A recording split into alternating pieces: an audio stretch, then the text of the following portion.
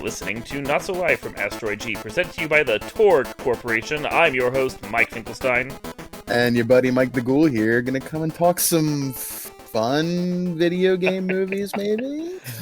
We're going to be discussing the Borderlands movie, a film that apparently, despite how trashy and awful it was, will not die. Because people keep talking about it. When you have a train wreck this bad, I'm not certain you can ever actually stop talking about it. So we're going to talk about it. We're just going to talk about it. Yeah. So I went to see it with my wife. We knew it was going to be bad, and we don't tend to go to the theater very often anymore because COVID kind of broke us. Right. Yeah. Sure. It broke us, and we live 40 minutes away from a movie theater. So if we're going to see something at this point, it needs to be vaguely good. I am sorry that you made the trip for this. Well, okay, so to be clear, my wife and I bonded over the Borderlands games. She came to live with me when I was with my ex-wife, and she and I just played Borderlands constantly. So when I broke up with my ex-wife, we just kept playing Borderlands, and that was one of the things that we got together over, and then we played Borderlands 2 together. We had this awesome setup of 2 consoles with 2 TVs next to each other, so we effectively LAN partied on Xbox Live, Borderlands and Borderlands 2. It was a great time. And then we'd have friends over. Have friends over, because Borderlands 2, you could do actually 4-player co-op on a single screen, but Borderlands 1, or one of them, could only do like 2-player split screen, so when you have 2 TVs and 2 consoles, you could play 4-player, and it was fantastic.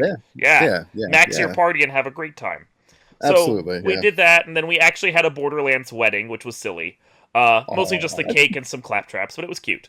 That's cute. We were kind of, for a little while, we were obsessed, and then Borderlands 3 came out, and we just kind of stopped caring. I've heard this. I have never played these. I've never played any. I know nothing about the lore. I've never played them, so I was going into this completely blind. Sure. And really, all you need to know about Borderlands is it's a looter shooter where you shoot enemies and they drop gear, and it's like, at least from the first game, it's vaguely Mad Max-this, but with some magic powers. Like, right. If you have that, then you know exactly what they cribbed from and what they were going for. That's it. It's Diablo, but in Mad Max with guns. Like, done. Yeah. It has a target audience. Exactly. Yeah. I was the target audience, apparently. I thought it looked cool. I played it. Becky played with me. We were having a great time. We liked these, so we went in to see the movie. And, I mean, we knew from the reviews the movie would be trash. And as you just saw, the movie was trash. It was a special kind of interesting. Like I said, I went into this blind. I never played the games, knew nothing about the lore, knew nothing about the characters, and I just wanted to, like, let me just have a fun time. This will probably end up being like one of them guilty pleasure bad movies that could like been like direct to Sci-Fi Channel or something.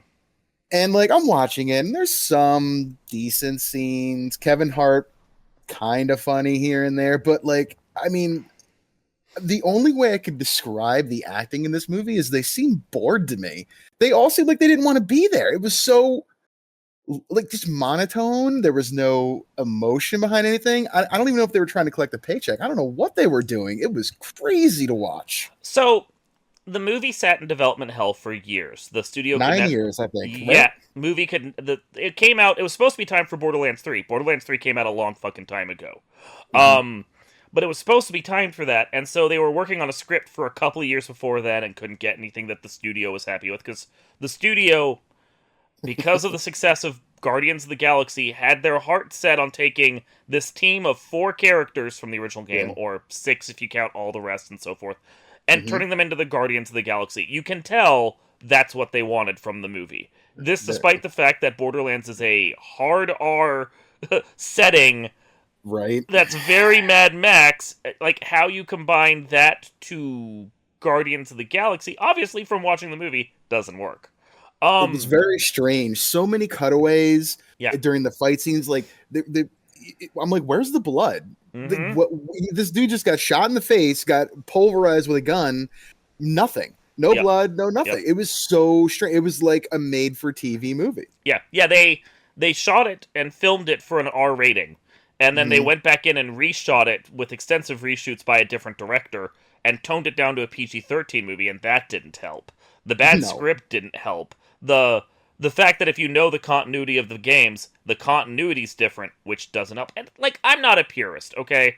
there are times where I'm watching, so I'm sitting there going, okay, I'm going to divorce myself from the fact that, like, this is different from the books. I was one of those people that when the original actor for Dumbledore died, I'm sitting there going, recast Dumbledore into some other character. Like, split off a little bit because the first two movies were so, Harry Potter movies were so slavish to the source material that it felt like they were being held back by the books. Now, they recast and kept the character Dumbledore, and then they brought in the most fantastic director, and the third movie was great, and we don't need to discuss that. But still, I'm not one of those people that's slavishly connected. But when you have the video game studio providing the plot to the games, and all the art, and overseeing with the production studio, you'd sit there going, even if they're not going to adapt either of the games, you'd think they'd at least adapt the world accurately.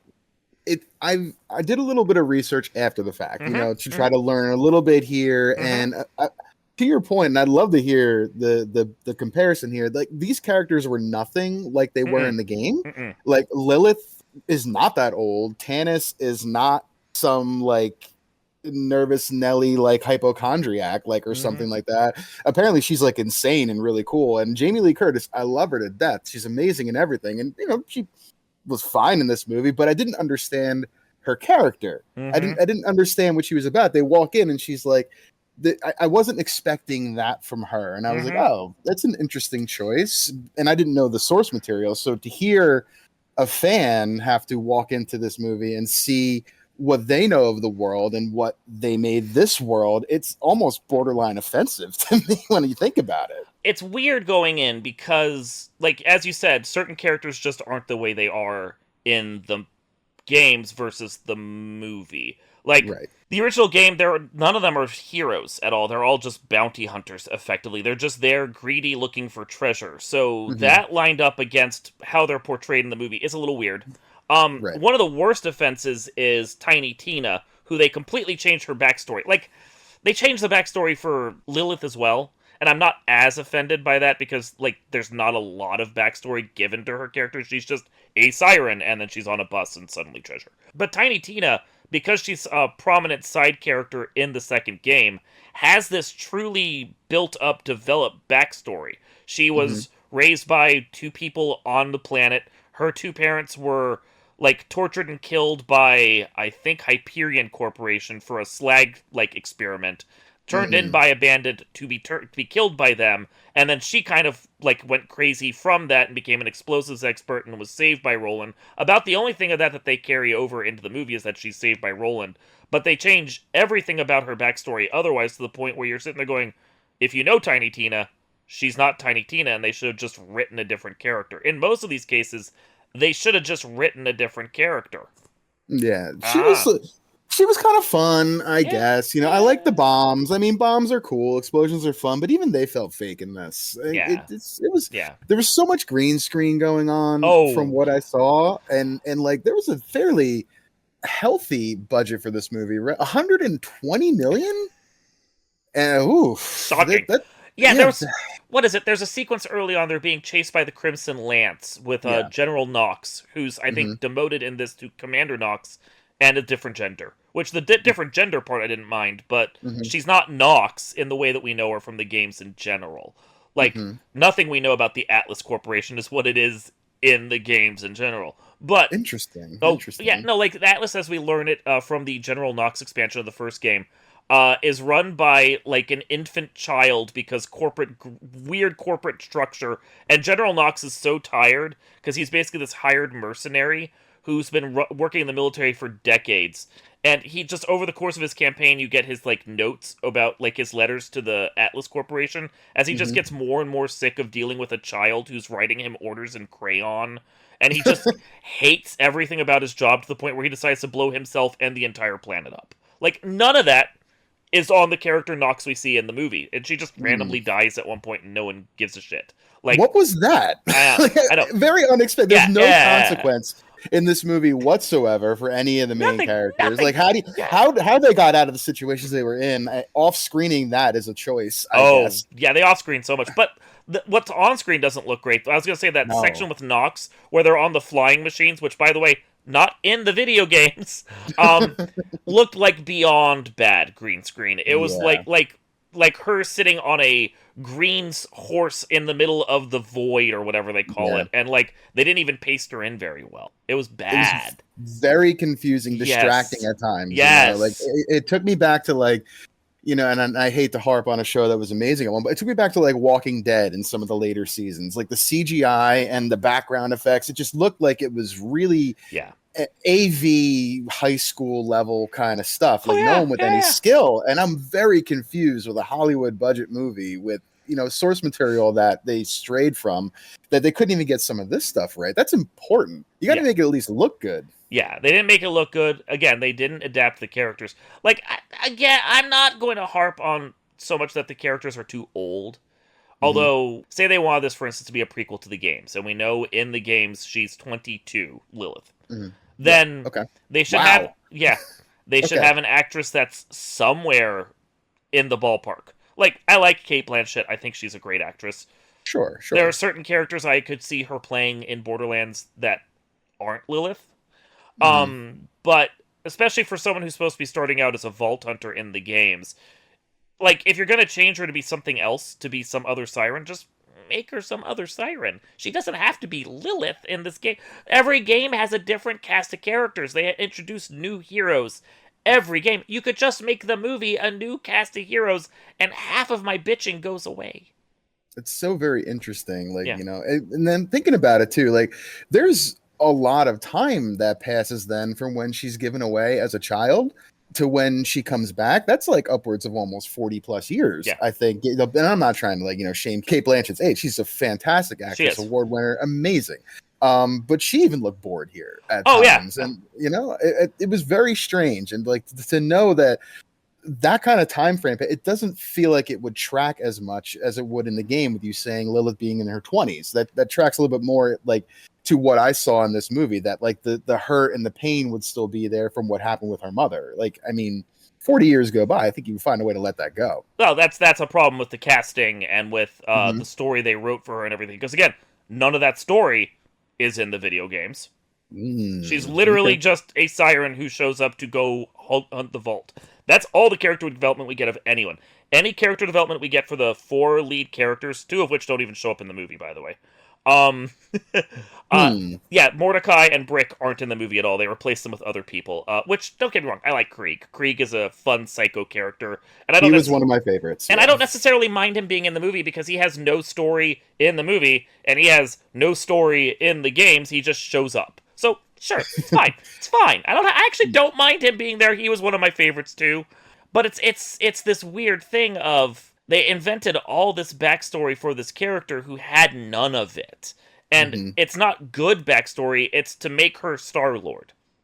Yeah, give her that that thing, Yep. that reason that the universe chose her or Mhm. whatever it is, She can't just be cool. She has to be like, chosen and cool.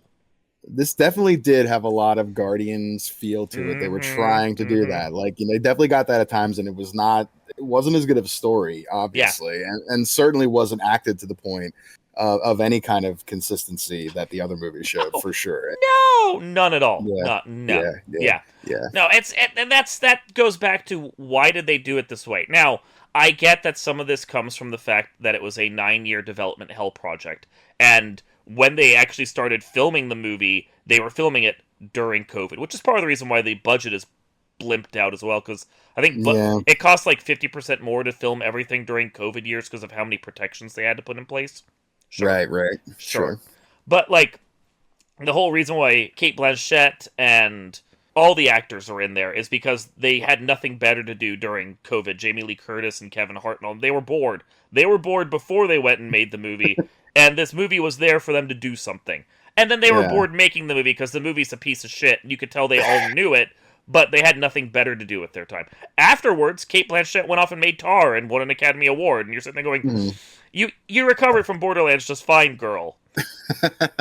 It was interesting too, because like Kevin Hart, he has this like the shtick about him that in every movie where like he just has this energy and this emotion and like this funny about him, and maybe that wasn't the character they tried to write for him here, but there was very little funny dialogue from him, very little like Kevin Hart is like almost like Kevin Hart in every movie. He's Yeah. almost like this funny guy. He wasn't even that in this. It was really just bizarre. Well, that's because they miscast him. Yeah. They cast him for Roland, and Roland is the military stoic character in the video games. Well, at least he kind of sort He of tried. got that He across. Yeah, tried. yeah. He's not 6 foot tall and buff like he's supposed to be. He's 5 foot tall and kind of dumpy, and they made him into a soldier. And I'm not trying to shit on Kevin Hart. I actually, in Yeah. my review of this movie, I said he was probably one of the most closer to accurate characters by degrees than everyone else in this stupid movie, except for Krieg. Yeah. Krieg's awesome. But yeah, like, there wasn't another black actor who's big and ripped they could have cast for this. Probably Terry Crews comes to mind real quick. You know, if they're not caring about age, Terry Crews is too old for Roland, but he at least looks the part. Yeah, and Jack Black, I think, tried to, but even his humor, which you kind of expect from him, was kind of just falling flat in this movie for me. I didn't enjoy, like, the humor that he brought in, like Jumanji, compared to this. It's the same kind of like Jack Black funny, almost Chris Farley-esque, but like it just wasn't there in this movie, and he was kind of trying, I think, but even he seemed bored. Yeah, well, I think that's part of the problem is that Claptrap is supposed to be annoying. He's kind of an irritating character, but the way that the games handle it is by taking the piss out of him. But they never have a way of doing that in the movie. They just let him be irritating, and then he's the kooky, irritating Groot sidekick or Rocket Raccoon sidekick that doesn't really fit right. Like I think they wanted Tiny Tina to be Rocket, and they wanted Krieg to be Groot because he doesn't talk. Except to grunt once in a while. So I'm not even sure who Claptrap fits in for the Guardians of the Galaxy. It's not anyone that makes sense. It's I mean, maybe he's I don't know, he's Nova the mascot. Prime or something. I have no idea. He's just there. He's there because he's in the games. It's like I don't know if you ever watched the Josie and the Pussycats movie. Yeah, we did actually. There's that one scene where the sister's making some sarcastic comment, and her brother's like, "Why are you even here?" She goes, "I'm here because I was in the comics."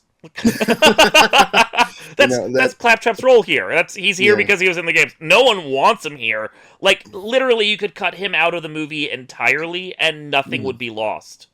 Yeah, nothing. Yeah. I think you're right. Yeah. He was trying to be the comic relief. It was falling flat quite a bit. Very early on too, like maybe it's just like I've seen so many movies and all that, but like right early on, like right away when he was like, what did he say? Something to the effect of like, I just suddenly reactivated after 36 years of not being here, and I have no idea why. I'm like, oh well, obviously it's something to do with you being here. Yeah, and you foreshadowed that 80 minutes before you drop it, really just in a way that's like no reveal whatsoever. Yeah. So my only question was it, did she make him as a child, like C-3PO, like R2-D2, kind of like, no, her mom did. Stuff, or her mother? Yeah. And it was the mother. It was the mother. So I was like, seen that, done that. Yeah. Spoilers. Yes, yeah. Saving you some time, fam. There you go. Yeah. Well, I mean, the real spoilers don't watch this movie. I think that's the key of it. But it is mind-boggling that they spent $150 million on this. The chutzpah to think that it was going to be a success, and wow, was it not? I mean, it's trying to ride the coattails of video game movie success. Dungeons and Dragons was like okay, and there were some other good ones that came out that were just like kind of fine and okay, and this was just like it just wasn't a fun time. And a lot of times, like, it felt like it was written by AI almost, right? Like you could almost finish the jokes before they started. Like I knew what they were gonna say almost before they said it, and that's like. You can't have that in a big budget Hollywood movie. That is made for TV sci-fi kind of stuff, and that's what this was to me. Well, and that key point that you said that I really have to agree with. There's no fun here. Like I would have accepted many of the changes. Again, I'm not a purist. I don't necessarily care if things stick one-to-one with it. That we talked about like them making a new Matrix movie. And I think we are in agreement that if they change continuity some, I wouldn't really even mind. It might be better if they just started fresh at this point. Why not? Yeah, get rid of the crappy movies we didn't like and try again. Like there's a certain point where you're like, okay, a reboot is fine as long as the reboot is done well. This was not done well by any standard, whether it was adapting or not adapting. Like Randy Pitchford, who runs Gearbox, was like, it's its own thing in its own galaxy. I'm like, well, this galaxy sucks. Can we not ever visit it again, please? Yeah, this is we'll leave this one in a galaxy far, far away, This a was long, long time ago. this was the shitty timeline. Let's not go Yeah, there. But like yeah. there are other ones. Like Castlevania rebooted itself into the Lords of Shadows video game, and Mhm, I hate those games. I think they're tired and tedious and grimdark and just not fun to play by any measure. But then mhm, Castlevania rebooted itself again into the anime, and even though it's way far afield from the continuity of the games, I don't mind. I don't mind that mhm, it's off base because it's having fun and it gives you some cool shit that goes on. Like whether or not the storytelling in Castlevania is perfect, it's not always. mhm. Cool shit happens. That's that. Give me my cool shit. Where's my You cool shit in Borderlands? you gotta go every now. You gotta just like scratch that like that itch inside every Yeah, day. That little primal behind your ear, kind of like give you a feel good moment, something good to look at, something funny to laugh at. And this just lacked it on every level for me. yeah. It just really did. I tried to have fun. I did, and I like bad movies. There are times my wife will come home and I'll be watching Sci-Fi Channel with like some bad, wannabe horror movie with like Julio in it or something. Like Deep it's Blue like Sea 3, yeah. yeah, I've watched the worst movies and had fun with them. And like this, I can't even picture this being, one of them guilty pleasure No, movies I come back to in 10 years. Like, no. if I never see it again, it's going to be Too soon. forgotten in a Yeah, month. too soon. Yeah, Yeah, yeah. yeah, and that's okay. If we set aside the characters, if we set aside the plot, if we set aside Hmm. the bad jokes, you know how it would have picked up this movie if they just had really over the top, colorful shooting. Which Yeah, is what the yeah. games are about.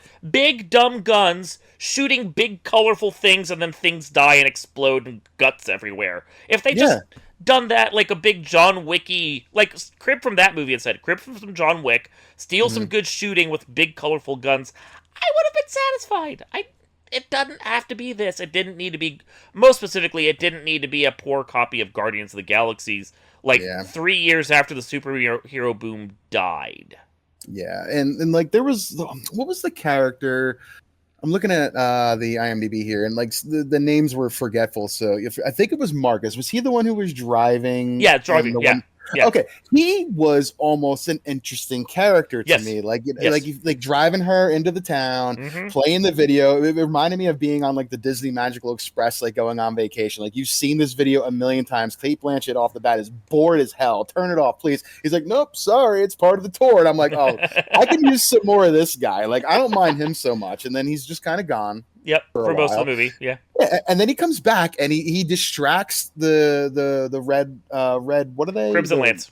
Crimson Lance, thank you. It distracts them to kind of let them sneak out in the dumpster. I'm like, oh, he's doing something interesting. Okay, we're gonna get more of this guy, and then we just never see him again. Yep, no. He's not a side character in the games. You run Mhm. across him regularly when you're in the town or when you just deal with him at like specific places or Okay, you buy weapons and ammo from his vending machine so you hear his I voice. see. Yeah, I so see. Okay. he's there, which also they don't ever buy guns, they don't ever buy ammo. They don't even ever reload, honestly, which makes sense for Lilith has the infinity gun. It has a little infinity symbol on it, and from the games, it doesn't ever use ammo. It just fires constantly. It doesn't Okay. always actually rotate its thing like it's supposed to in the movie. Like the games, the barrel rotates and it's constantly spinning. But half the time, if you're watching shots in the movie, it doesn't spin. Like the prop broke while it was being Oh man. stored. Yeah, like they had it for the movie, and it sometimes spins, and then they took a year off, and then they went and reshot, and the thing didn't work anymore, and no one knew how to fix it. So they just were like, "No one will notice. Yeah, no one will No one will notice. We'll just roll. notice." No, no. It's. I But guess I used the word offensive before. This yeah, was offensive, I think, to fans of the yes, franchise in a way. yes, Like so I didn't. boring. Apparently, like you said, the guns are a huge part They are. of the It's a games, looter and shooter. You have to I, have guns. I didn't even know that her gun had a name and was important. And Yeah, it's like a flat off that to me, infinity. Yeah, it's something like they I think they mentioned that once, and I was like, oh, okay, it's a special gun, I guess. But they never gave me any kind of like context of like mm-hmm. what this is about. And if the game's about the guns and the violence and the looting, you missed on every level here. Oh Then, yeah. You only hear about like one corporation, Atlas, and you don't know that Mhm. they're a gun manufacturer. You don't hear about any of the other ones, Vladov or Hyperion or Torg or and all of which by the second game had very specific kinds of guns they were making. Like Torg make giant explosive weapons and Hyperion are these cool technical guns that the more you use them, the more they lock down and aim better. None of that Ooh, comes. Yeah, like instead of having more shake as you fire it, it actually narrows down and focuses. I love Hyperion guns. They're so much fun, dude. interesting. This Yeah, sounds like a fun it franchise, is. man. You Maybe I should missed come out not play. playing these You games. should come play with me at some point. We'll play some Borderlands and have fun with that instead. But I like that. I'll do it. none of that comes across in like the movie. You don't get the cool elemental Malawan gun that looks bright and colorful when it fires. You don't even get colorful like elemental guns at all. You watching the movie, I bet you didn't know there were elemental guns. No, I See? didn't. Like the most, What the you hell? got more. You got a lot of bombs, a lot of That's because of bombs, and a Tina. lot of Yeah. stuffed animals, and Dumb uh, pistols. yeah. And Yeah. Kevin Hart had a gun that had like a red stock on it or something, some kind of machine gun that he always seemed to have. That I guess looked important, but I didn't know what it was. Like I can Yeah. watch Alien for 15 seconds and know I'm looking like at an M1 pulse rifle. I know what that is. Like, Yeah. Like and you give me context and story and reference. context to the gun. Yeah. Yeah. Yeah, Like there's that whole big sequence where they're running through the underground shooting all those bandits. And yeah. if that was in the actual game, as you're mowing the bandits down, they'd be dropping ammo and dropping health and dropping guns, and you just like Mhm. run over and pick up a gun and throw it in your inventory and switch over to it and immediately start shooting them with the next gun. Like there Mhm. was never a sequence of them finding something better and like just sliding and shifting and doing, and you could have had some really like action oriented like gun fu going on with that, which that would be Borderlands, and that wasn't in this movie at all. Like that chase scene in the underground too, like that Mm-hmm. was like Boring. when I knew that like they were referencing the acid or the toxic waste or whatever, and then Kevin Hart's like shooting the walls and the pipes, getting it to like spray everywhere. I'm like, oh, there's no way they're gonna be able to run through this and not have some like really gory cool stuff going on, the way that thing was melting through metal, and people just running through it like it wasn't even there, like it was a garden hose through the lawn. Yeah. And none of these people were like melting or dying. I'm like, this green toxic goo just shredded metal, and these guys are running through it like it doesn't even matter, and we're not seeing any kind of gore or whatever. Like Eli Roth, man, like you've done some movies that have been some pretty nasty stuff, and like I'm disappointed that you even like put your name on this, honestly. Well, that was the thing. They hired Eli Roth and then decided they want to make a PG-13 movie out of an Mm, R-rated franchise with him, which sure, he's done one family movie. He did The Clock or The House with the Clock in Its Walls or whatever the fuck it was called. I didn't watch it because it's yeah, Eli Roth and looks stupid. But you are correct. If you hire Eli Roth to adapt a mature video game series, expect there to be gore. Actually, encourage there to be gore. yeah, yeah. What the fuck? I don't know. I mean, Hostel to this day still gives me the queasies. Mm-hmm. You know, when that movie comes up and Mm-hmm. I see that, I'm like, oh man! Like I remember when I first saw that and the violence and the gore in that movie, and like, you gotta stay in your lane. You gotta know who you're dealing with when Yeah. you're these Yeah. producers and these companies. Like you can't hamstring these people and take them away from what they know and how they do things really well. Yeah. And expect them to produce something that's going to be any kind of appreciated, because it just wasn't. There's our next podcast: movies you can't eat spaghetti during. Oh God, that'd be fun. Yeah. Day of the Dead and Hostel are two of Oh them. man, God, meatballs. Ew. But no, yeah, like from start to finish, I feel like COVID probably fucked up a certain amount of this. I'm sure the pre-production team was doing great in 2018, and then suddenly, Right. oh, fuck, a global pandemic. What the hell are we supposed to do now? But like, Yeah. what you do is you put that in the can and you wait 5 years and aim for Borderlands 4. But they were in a rock and a hard place. It was a losing proposition. Borderlands 3, for which this movie was originally supposed to come out for, tanked in comparison to the first two games. No one really likes it, and that partially comes from the pre-sequel not being as popular as the previous game, Borderlands 2, but it was basically a giant standalone expansion. You just kind of accepted that. But Mhm. Borderlands 3 was worse and didn't sell as well. And so fortunes were already slipping and fans were already turning. And so what do you do when you've already licensed this thing and you need to get it out the door? You can't just put it in the can for 5 years and hope that the next game is going to be popular, because you spent 20, 30, 40 million licensing the stupid thing. So Yeah, that's a good point. you got to put out something.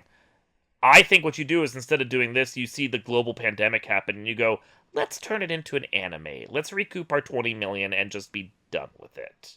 This could have been a really sweet little 4-part like mini series on Yeah, Netflix, yeah. and I would have and I would have been fine with that. You could I have. didn't spend money on this movie in the theater, but like I feel sorry for people that did.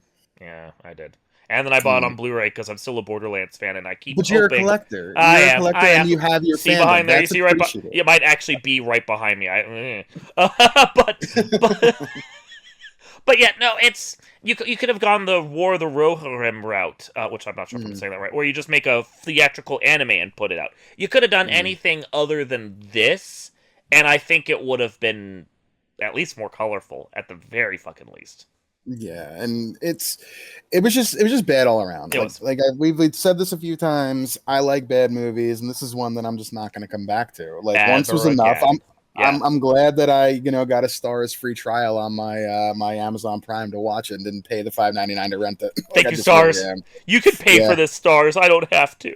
Yeah. It's just I would expect better from.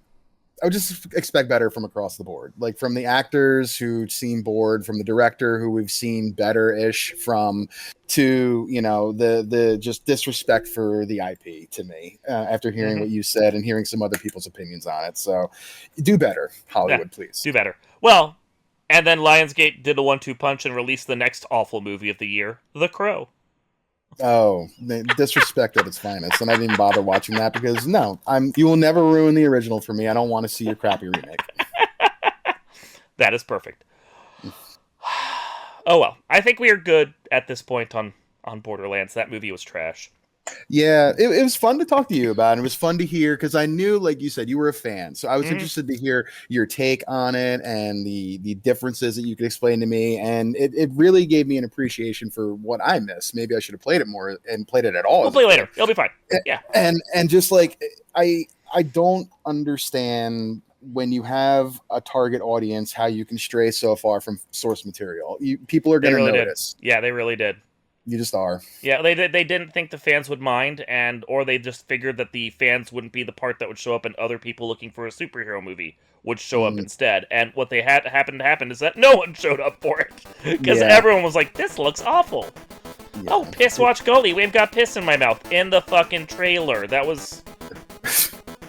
Yeah, all the funny parts of the movie were in the trailer, if there were any. It was classic, we'll just blow our load and get people to try to get them in the theaters. And when people saw how bad it was, they just didn't show up. To your point, so they did not show up. Yep. Oh well. This has been Not So Live from Asteroid G. Going back to my Malawan guns, I'm Mike Finkelstein. And Mike the Ghoul over here going to go hang out with Krieg and slay some whatever they were called. Yeah. We will see you all next time.